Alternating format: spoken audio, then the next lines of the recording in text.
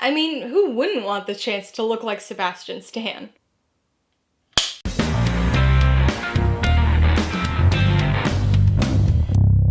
Hey everybody, welcome to Mainely Movies. As part of my coverage of the 2024 Sundance Film Festival, today I'm going to be talking about the 2024 psychological drama satire, A Different Man, which will be released in theaters on September 20th.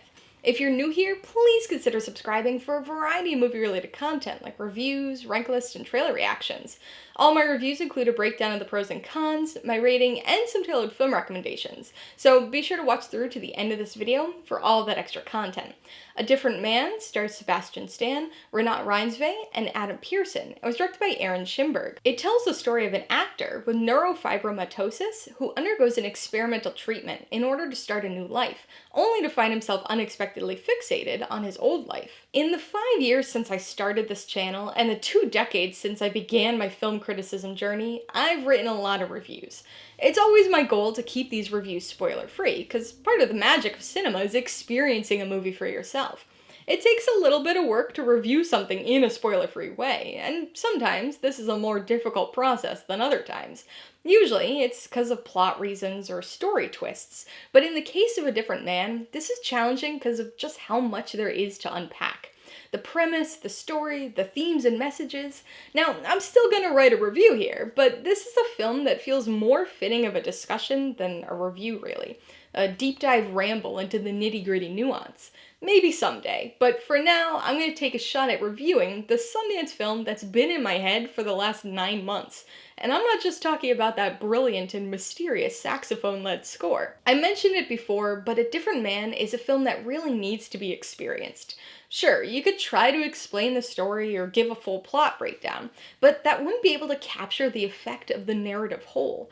It starts as one thing that seems deceptively straightforward, but then it takes so many turns that it doubles back on itself 2, 3, 4-fold. It's part monkey's paw tale, part ironic parable, and part conflicting satire. It tells the story of a man with neurofibromatosis, a self-conscious, aspiring actor with low self-esteem who believes his facial deformities are the sole root of all the troubles in his life. So when an experimental medical treatment promises potential improvement for his condition, he jumps at the chance. What ensues is an unsettling, surreal, and unexpectedly comedic look at the consequences of his decision. This story will have some things you might expect, many things you'll be completely unprepared for, and is entirely something you just need to watch and experience for yourself. As I mentioned earlier, there's a lot to this story, and this film, but what I didn't mention is that it really hinges on its characters and the performances from the actors.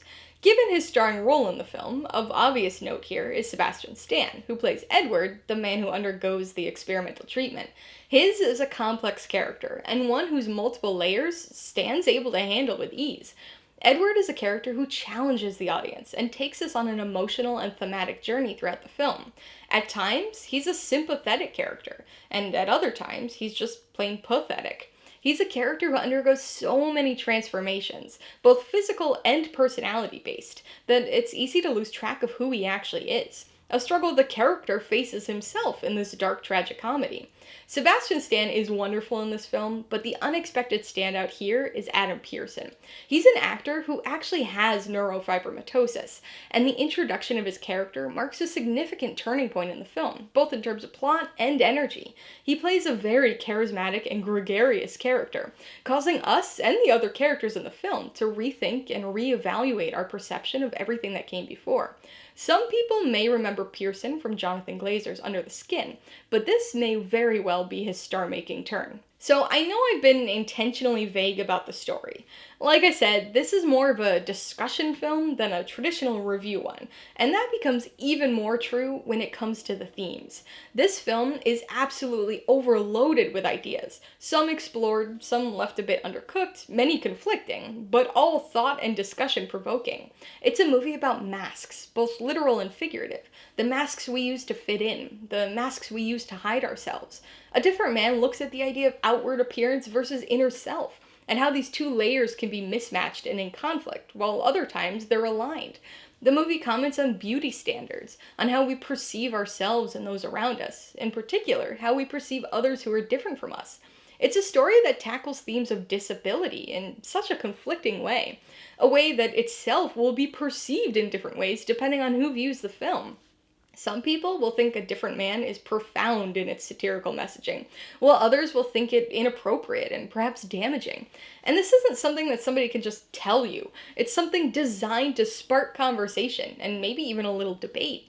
This is a compelling film that walks the thin line of its own debated ethical themes regarding identity, disability, and exploitative art. A Different Man is an uncomfortable movie in many ways.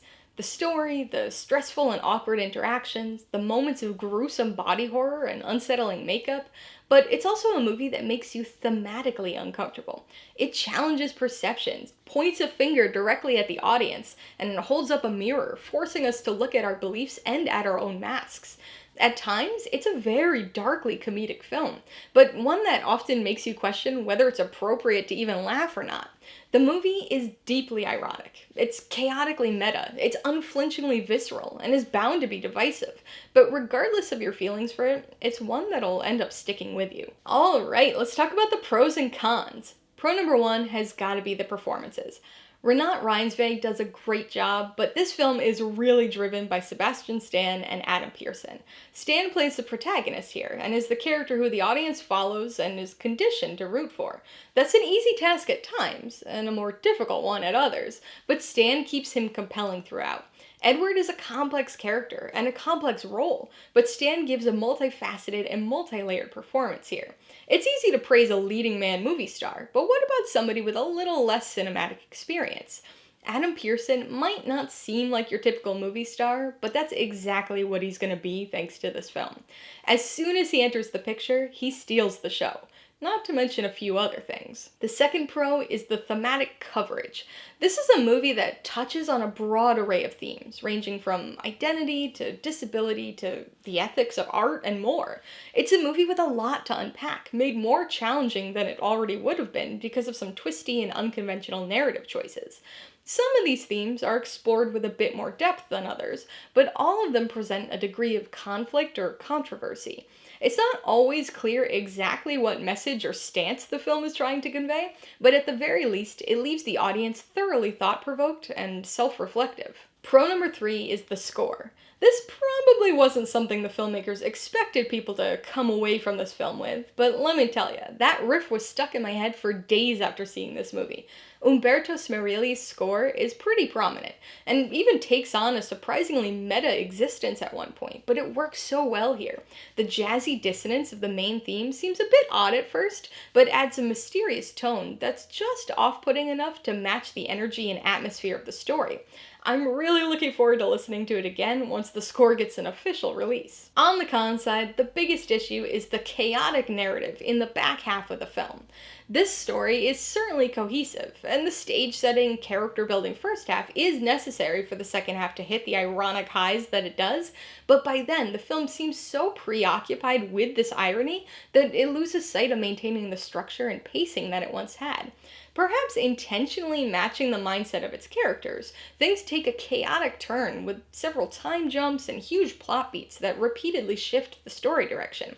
It was always interesting, and I'm certainly somebody who enjoyed the huge doses of darkly comedic irony, but it did feel like the story was starting to run out of steam and focus by the end. Before I give you my rating and recommendations, I want to remind you that if you're interested in buying A Different Man or any of the other films I mentioned today, I do have affiliate links for all of them in the description below. I get a small commission from anything you buy using one of my links, so I'd really appreciate it if you'd use them if you're in the market for any of these movies. I'm gonna give A Different Man 4 out of 5 paws. This is a darkly comedic and highly thought-provoking film that manages to be almost equal parts entertaining and uncomfortable.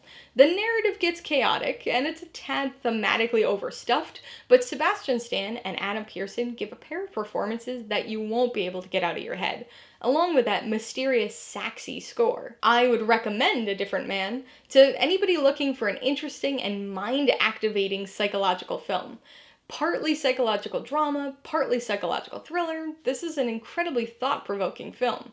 It's bound to make you uncomfortable in a number of different ways, but if you can withstand that, its bizarre and hyper-ironic story, plus a huge dose of pitch-black humor, will keep you entertained. If you liked A Different Man, I would recommend Seconds. This is another psychological film that focuses on a man who undergoes a drastic procedure to start what he believes will be a better new life.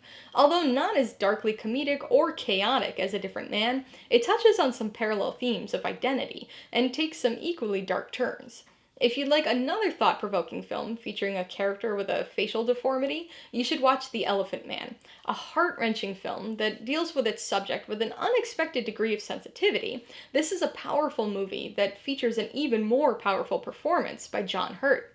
And if you'd prefer to stick with some dark comedy and surrealism, you might want to check out Beau is Afraid.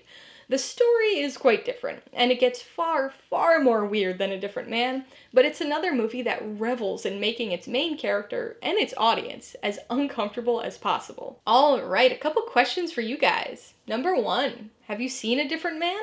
If so, what'd you think of it? And number 2, what's your favorite irony-laden movie? Be sure to leave your answers in the comments below so we can get a discussion going. Alright, so if you got some enjoyment, insight, or information on this review, I'd appreciate it if you'd hit that like button. And if you haven't done so already, please subscribe while you're at it to see more videos like this. Till next time, this has been Alyssa with Mainly Movies, the way life should be.